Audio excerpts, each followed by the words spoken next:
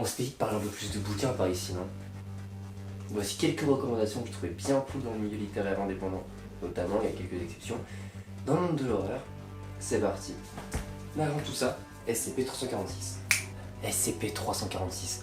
SCP-346 n'est autre qu'un petit ptérodactyle. Vous allez vous dire, mais comment cela est possible? Vous inquiétez pas, mais la Fondation ne le sait pas. SCP-346 a été retrouvé par une personne l'ayant acheté directement sur un marché un jour, enfin a acheté un lot d'œufs, sans savoir ce que c'était, à part pensant que c'était une espèce d'oiseau comme d'habitude. Il n'y a qu'un seul œuf qui va survivre, c'est celui de SCP-346, à l'heure actuelle connu, qui est donc un ptérodactyle nain. Les tests de la Fondation ont révélé que SCP-346 avait déjà sa taille adulte et qu'on pense qu'il a eu un problème de croissance lié au fait qu'il ait été élevé en intérieur et dans de très mauvaises conditions. À l'heure actuelle, on ne sait toujours pas s'il est hostile ou pas à l'homme, parce qu'en fait, seul le propriétaire rentre dans la cage où il était alors avant, donc on ne sait pas du tout s'il peut être hostile. On parle quand même d'un ptérodactyle donc, qui normalement fait plusieurs tonnes, vole au-dessus du monde et s'amuse à bouffer parce que c'est un animal carnivore. Ça présage rien de bon. À bientôt pour de nouveaux SCP.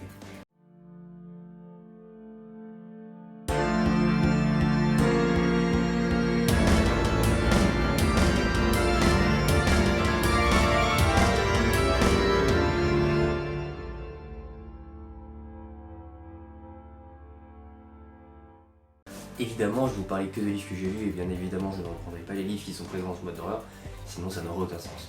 Pour démarrer, je reviendrai sur Émile Sablon. C'est pas de l'horreur pure, mais il y a des passages un peu glauques et je trouve ça grave cool. Et en plus, c'est un livre que j'apprécie énormément. On parle quand même de pouvoir, de gens qui vont mourir d'atroces souffrances, donc c'est plutôt cool. Elle a la collection Enflammée, il y a à l'heure actuelle 2 tomes, j'en ai déjà parlé plusieurs fois sur cette chaîne, et en plus j'ai même fait un TikTok sympa.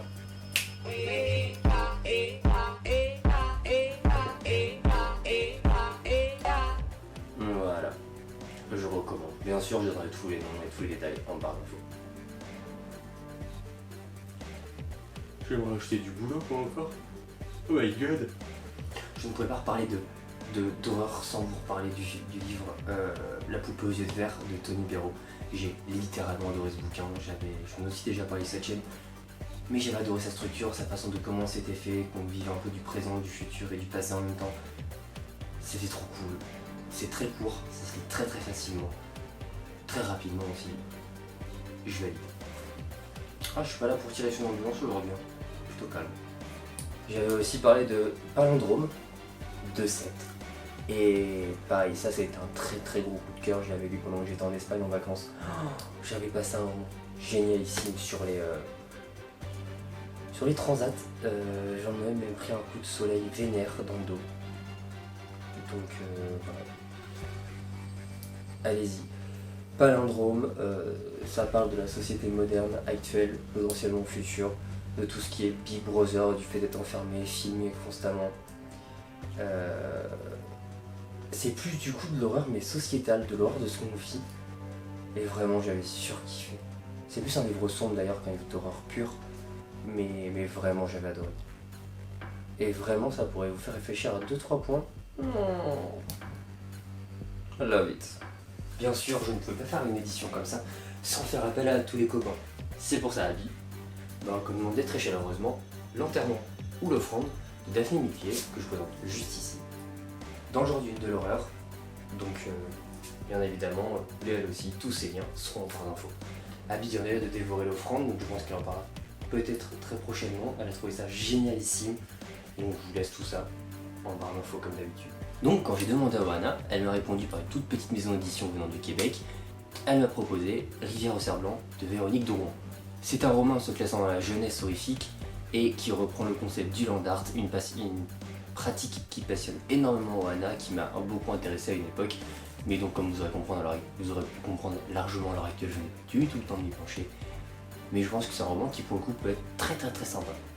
Et bien sûr je ne peux pas ne pas faire appel aux copains sans faire appel à Marisa. Marisa on le rappelle, elle me recommande Roule Papy de Sam Bender, apparemment une personne très fantastique et très adorée là-dedans, du coup pareil, je recommande. Bien sûr, les livres de mes copains que je vous recommande sont des livres que je n'ai pas lus, donc ce sont leurs recommandations. Mais vous pourrez nous dire en commentaire s'il y en a que vous avez déjà lu, ce que vous en pensez ou non. Comme ça, on appuiera ou pas les propos. Bien sûr, j'aurais bien 2-3 recommandations parce que ce sont des gens que j'apprécie. Je n'ai pas encore lu leur travail, mais ça viendra. 2 personnes que j'ai rencontrées pendant le live spécial Jeune Pousse, donc au passage librairie en barre d'infos. Marie Joyce, et je suis pas sûr de prononcer son nom, et Céline, je sais plus son nom non plus. Je mettrai leur nom à l'écran comme ça sera plus simple. 2 filles venant me pitcher leur bouquin avec punch et amour et vraiment avec une énergie débordante et ça fait en tout cas très très bien rendre leur bouquin et en plus ils sont grave cool donc ça fait un mix parfait. Voilà, je mets tout en barre d'infos et en espérant que ça vous plaise, c'est ça surtout.